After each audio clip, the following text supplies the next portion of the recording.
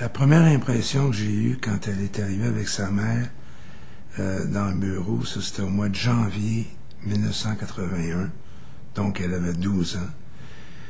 J'avais écouté la fameuse cassette avec une voix extraordinaire, puis quand je l'ai vue, elle était toute petite parce qu'elle a grandi beaucoup vers l'âge de 14-15 ans, comme tous les adolescents.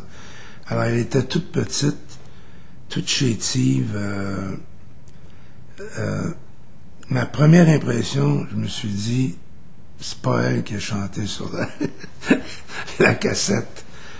Alors, ou j'espérais en tout cas que ce soit elle, mais j'avais des doutes et j'avais hâte qu'elle chante live là, dans le bureau. Et là, elle s'est mise à chanter, puis ça a été incroyable. Non seulement c'était meilleur que la cassette, évidemment, ça m'a touché énormément. Elle a comme changé de personnalité. Ça m'a touché beaucoup, beaucoup. Même que je pleurais à la fin de la chanson.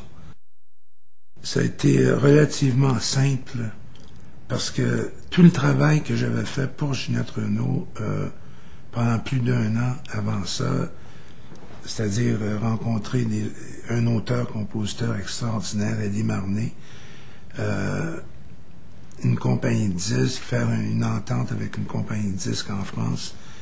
À ce moment-là, c'était EMI, Pathé Marconi. Tout ce travail-là avait été fait. Donc, et est arrivée cette rupture avec Ginette Renault, et par une coïncidence incroyable, j'ai rencontré Céline Dion 2 semaines après. Alors, tout était en place. Et évidemment, pour une chanteuse, ça prend des chansons, puis des bonnes chansons. Plus les chanteurs sont bons, plus ça prend du bon matériel.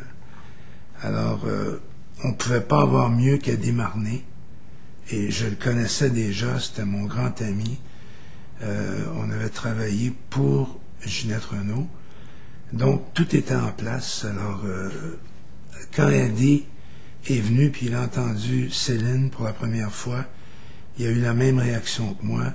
Lui aussi, il a pleuré, mais lui, plus fort que moi, il a pensé à un titre, tout de suite, une chanson, La Voix du bon Dieu, qu'il a écrite la journée même, et sa carrière française a commencé comme ça. Est-ce que ça vous blesse? Ça me blesse énormément. Elle, par contre, ça lui passe par-dessus la tête. Mais vous, ça vous blesse? Moi, ça me blesse, parce que je connais les gens du métier, ça fait tellement longtemps que je suis dans le métier ici. Je connais tout le travail que ça prend pour être rendu où on est rendu. Je sais ce que ça représente pour le Québec aussi. Et ça me blesse. Quand c'est une critique sur des chansons, sur un disque, sur une performance, ça me blesse pas. Au contraire, je vois des choses positives là-dedans, et souvent, c'est arrivé de changer des choses dans notre spectacle, ou des trucs comme ça, en lisant une critique. Ça me dérange pas. Mais des mesquineries sur sa personnalité, sur sa personne, ça me blesse énormément. Comme tous mes amis me disent, je devrais même pas m'en faire avec ça. Mais c'est plus fort que moi, je m'en fais. Je suis un être humain qui aime vivre au Québec, qui est québécois, même si pour le moment on chante à Las Vegas et on travaille là-bas. Ça, c'est une autre chose qui me choque beaucoup quand quelqu'un parle de Céline en disant qu'elle est américaine ou parce qu'elle travaille à Las Vegas. Il n'y a pas plus québécois que Céline et sa famille. C'est ces choses-là qui me choquent. Il y a eu des gens au Québec, c'est sûr, puis je les blâme pas, parce que quand tu dis à quelqu'un que la petite fille Céline Dion du Québec va devenir une vedette aux États-Unis, surtout, je les blâme pas de penser que j'étais après revirer fou, peut-être un peu. Mais moi, je savais de quoi je parlais. Je connaissais son talent, son âme,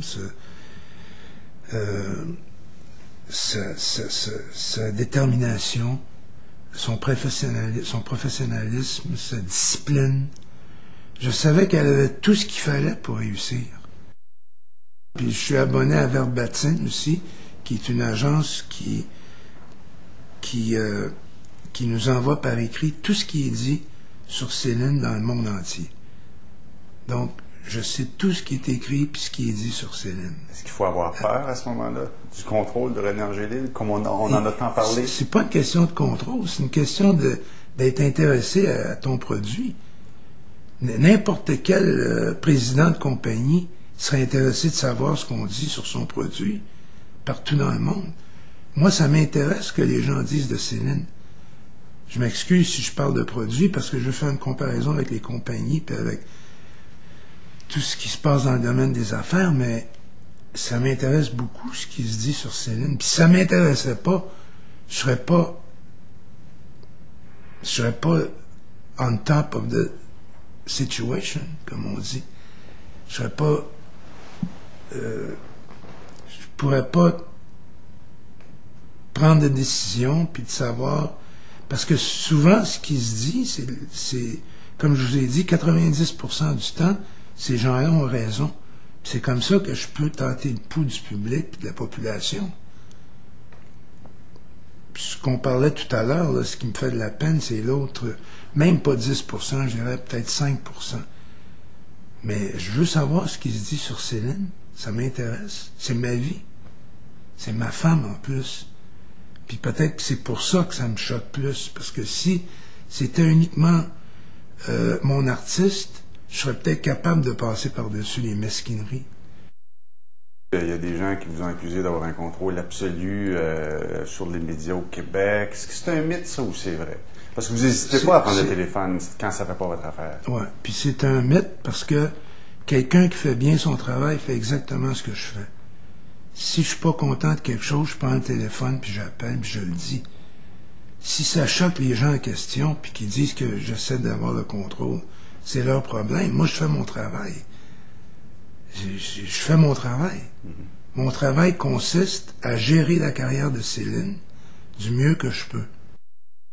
Le show business, c'est un endroit où tout est possible. J'ai vu des gens boire beaucoup, j'ai vu des gens se droguer beaucoup. J'ai vu des gens où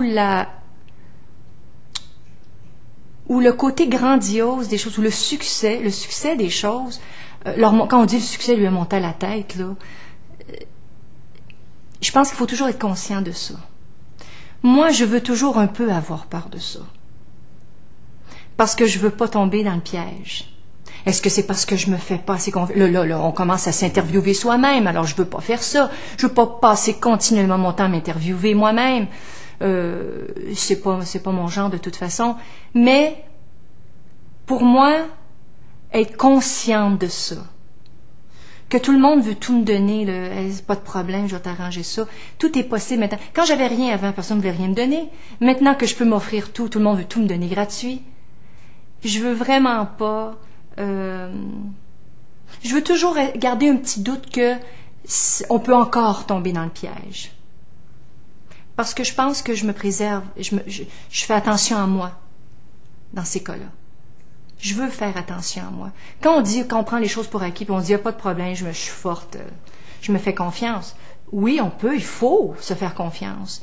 Mais il faut aussi garder un petit doute comme de quoi... quand je dis perdre la carte, c'est-à-dire que ça peut tellement être facile de justement être dans les parties, puis j'ai jamais voulu faire partie du show business. C'est trop fou. Je veux faire partie, je veux faire un peu de showbiz. Mais je veux pas m'accrocher à ça. J'ai pas besoin de ça. La première impression que j'ai eue quand elle est arrivée avec sa mère dans le bureau, ça c'était au mois de janvier 1981, donc elle avait 12 ans. J'avais écouté la fameuse cassette avec une voix extraordinaire, puis quand je l'ai vue, elle était toute petite parce qu'elle a grandi beaucoup vers l'âge de 14-15 ans, comme tous les adolescents. Alors, elle était toute petite, toute chétive. Ma première impression, je me suis dit, c'est pas elle qui a chanté sur la cassette.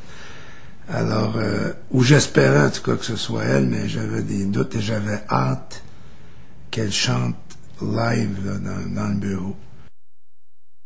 Et là, elle s'est mise à chanter, puis ça a été incroyable.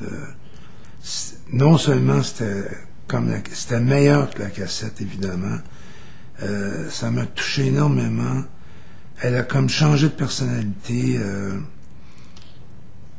Ça m'a touché beaucoup, beaucoup. Même que je pleurais à la fin de la chanson. Ça a été relativement simple parce que tout le travail que j'avais fait pour Ginette Renault pendant plus d'1 an avant ça, c'est-à-dire rencontrer un auteur-compositeur extraordinaire, Eddie Marnay,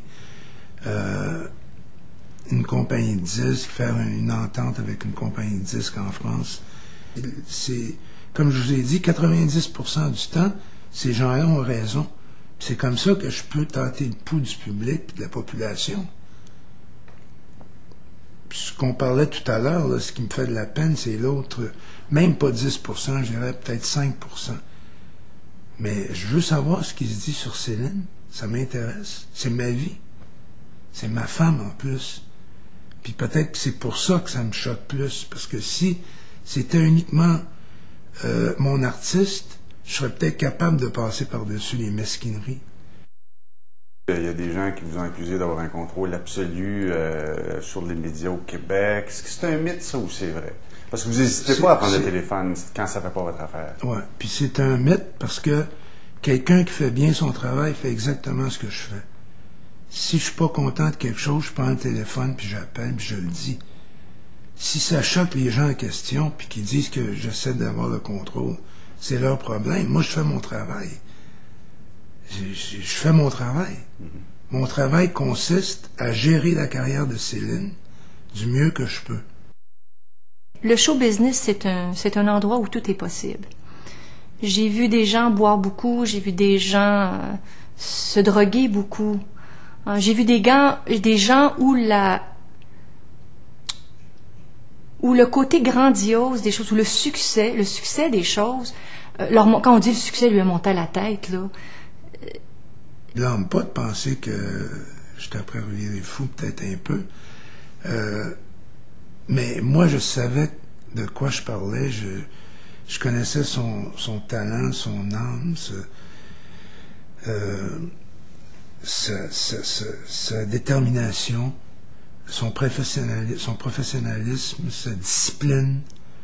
Je savais qu'elle avait tout ce qu'il fallait pour réussir. Puis je suis abonné à Verbatim aussi, qui est une agence qui nous envoie par écrit tout ce qui est dit sur Céline dans le monde entier. Donc, je sais tout ce qui est écrit puis ce qui est dit sur Céline. Est-ce qu'il faut avoir peur à ce moment-là du contrôle de René Angélil, comme on en a tant parlé? C'est pas une question de contrôle, c'est une question d'être intéressé à ton produit. N'importe quel président de compagnie serait intéressé de savoir ce qu'on dit sur son produit partout dans le monde. Moi, ça m'intéresse ce que les gens disent de Céline.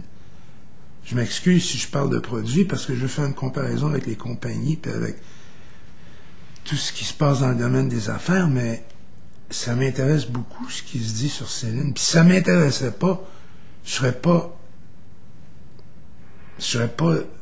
on top of the situation, comme on dit.